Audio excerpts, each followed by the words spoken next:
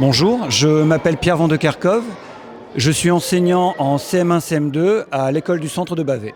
Cette journée, en fait, c'est la journée sportive de l'école du centre et de l'école maternelle des Allées de Bavay. Pendant toute une journée, les enfants vont découvrir des sports un peu inhabituels pour eux, par petits ateliers, encadrés par les parents de l'école. La directrice de notre école s'est mise en lien avec l'université du Mont-Huy et donc des chercheurs qui travaillent sur le déroulé du pied. Et donc on est entré en contact avec eux, ils prennent quelques ateliers de découverte auprès des enfants et ils vont aussi les sensibiliser à leurs recherches, par exemple, pour la bonne santé du pied et donc du corps en général dès le plus jeune âge.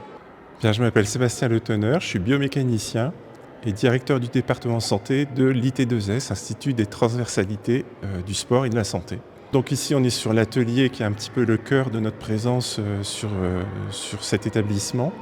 Donc il s'agit de mesurer le déroulement des pieds des enfants lorsqu'ils marchent avec un tapis de pression.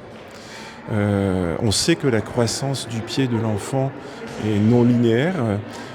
On sait qu'il y a une zone critique autour de 6 ans. On sait également que la croissance des membres inférieurs est assez particulière puisqu'il y a des rotations au niveau des os de la cuisse et de la jambe qui vont modifier le pattern de déroulement du pied lors de la marche. Et c'est la raison pour laquelle on collabore avec cette école, puisqu'on a accès à des enfants qui vont de la grande section de maternelle jusqu'au CM2. Donc on va pouvoir avoir des classes d'âge. Et puis on a fait aussi des mesures anthropométriques qui nous permettront de classer les enfants et d'identifier si les patterns de marche se modifient avec la croissance de l'enfant.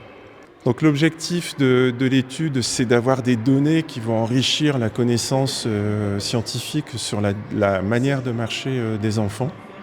L'objectif final, ce serait d'avoir des abacs pour permettre de créer des chaussures qui soient adaptées, réellement adaptées à l'âge de l'enfant. C'est la raison pour laquelle d'ailleurs il y a une collaboration entre le département santé de l'IT2S et l'AMIH, le département SHV. C'est que le département santé et l'IT2S, on a une approche un petit peu anatomique, physiologique du mouvement. Ces données-là vont permettre également d'être utilisées dans l'enseignement auprès de nos étudiants. Et le LAMIH, bien sûr, c'est le laboratoire dans lequel on travaille tous ici, dans le département SHV.